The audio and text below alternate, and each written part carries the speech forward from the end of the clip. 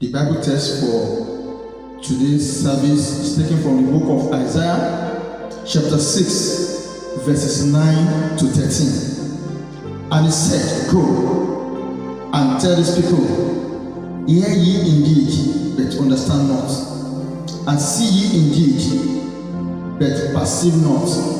Make the heart of these people fat, and make their hearts heavy, and shut their eyes. Let them see with their eyes, and hear with their ear, and understand with their heart, and convert, and be healed."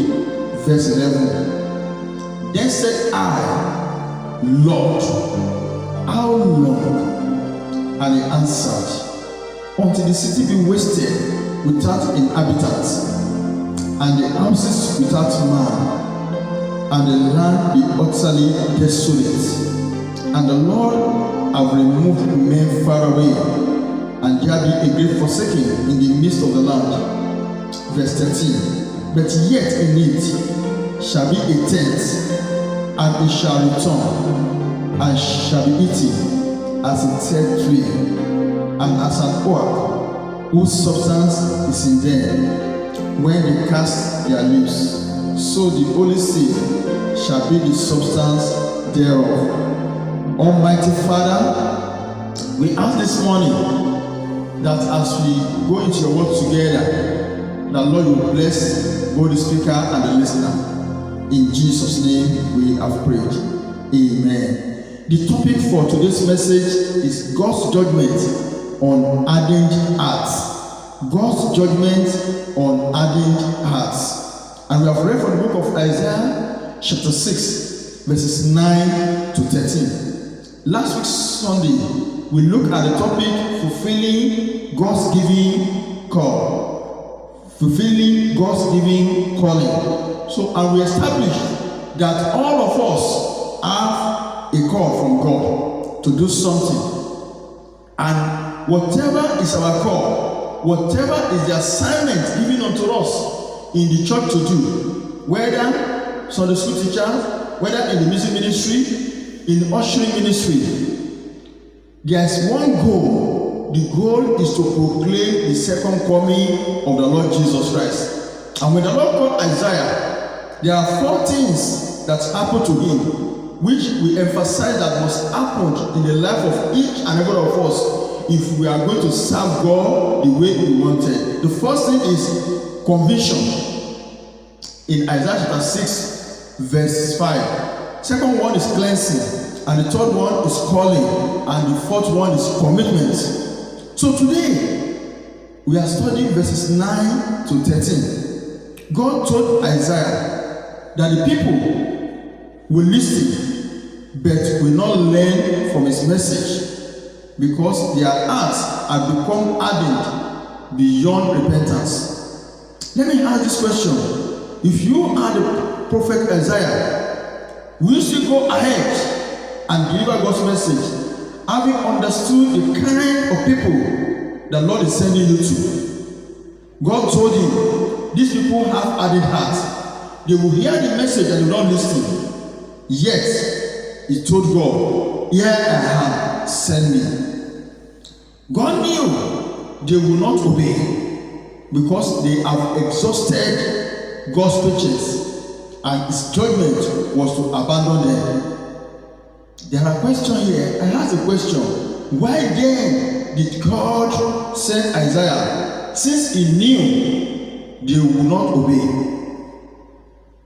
God sent Isaiah because he knew that though the nation itself will not repent and will reap judgment, yet some individual will still listen and they will accept God. The number 2 question is that when will the people listen? And that was the question from Isaiah. Isaiah asked that question in verse 11. Say, "Then said I, Lord, how long? How long?" And the Lord answered, "Until the city be wasted without inhabitant." God answered Isaiah that they will listen at the onset of destruction by invading army and people taken into captivity. So it is when they saw the Babylonian army coming, they saw the impending danger, destruction of Jerusalem, and they saw people being taken into captivity. That is when they released it. But that time it will be too late. The 10th in verse 13 refer either to those who remain in the land or those who will return from captivity. Now, each group, whether clan or family, was about 1/10 of the total population. For example, if a clan has total population of 1,000 people, God is saying that only 10 people, 10 who are righteous or possess holy seed, will be spared. Challenge now. When will this generation listen to God? Must we, like Judah, go through calamities before obeying God's word? We should not wait till that time. The Lord will help us in the name of Jesus. There are a lot of things going on, a lot of messages that maybe this is the time of Antichrist. Maybe this COVID-19 is an onset of that tribulation. A lot of things. Whether it is or not, the message to us is that we should check our hearts and be prepared for the second coming of the Lord Jesus Christ. The application of this message, number one, we should admit that the heart of every man is wicked and needs spiritual rebirth. And that is what you find in verse 9. Say, their hearts, indeed, they will hear the word but they will not understand, because they are so ardent. Number two, that when a man continues to live contrary to God's word, and if he relax, it suggests that God has abandoned such a man for judgment. If you continue to tell lie, and you don't have anything in your heart that touches you that what you are doing is wrong, that means God has abandoned you for judgment. You continue to fornicate, to do anything, you sin against God, and you feel relaxed. What Isaiah chapter 6 verse 9 to 13 is telling us that God has abandoned you. Then number 3 application, that in every group God always have his tent. God always have his tent. The other time when Elijah went to God, the Lord, everybody was worshiping Baal. Only me remain. God said, forget about that one. I see how some people who have not bowed down to Baal, God will always have a tent.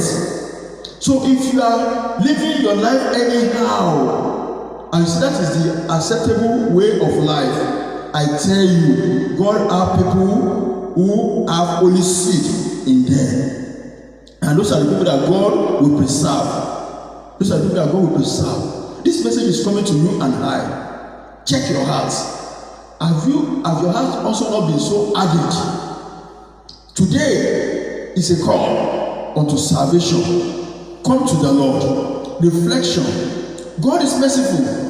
Even when he judges, he still preserves the tent.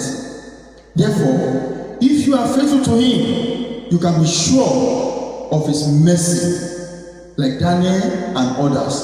When they were taking them to Babylon, Daniel, Shadrach, Meshach, and Abednego, and some other faithful ones, they were spared. They were not killed in that destruction.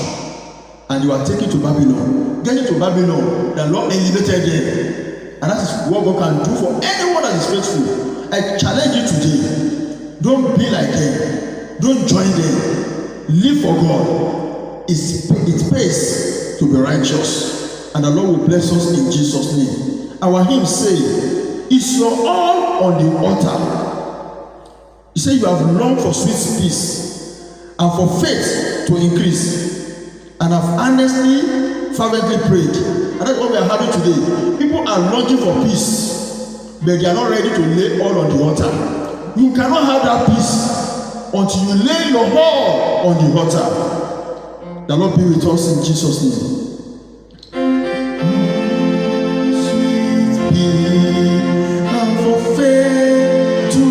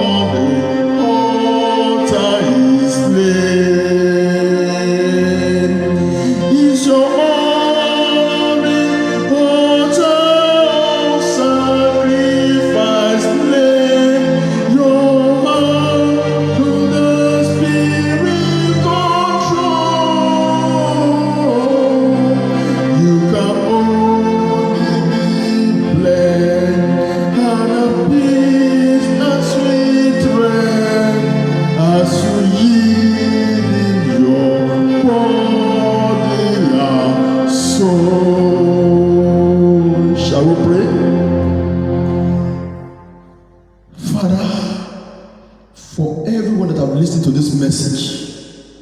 We receive from you grace to yield our body and soul to you. Grace to lay all on the altar. Grant unto us, Lord. In Jesus' name we have prayed. Amen.